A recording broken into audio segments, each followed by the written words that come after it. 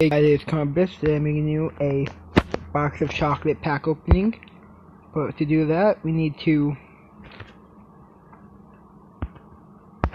open up this.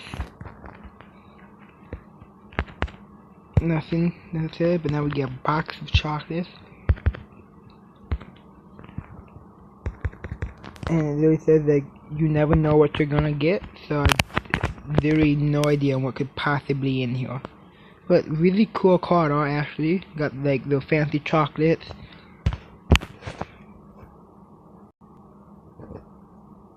One item.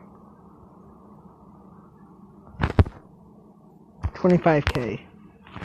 So not great, but I mean I don't know if this could be a lot, or I'm pretty sure you can get Team of the Year players from that though, so kinda hoping so. But this is Corner Blitz. Sign out, peace.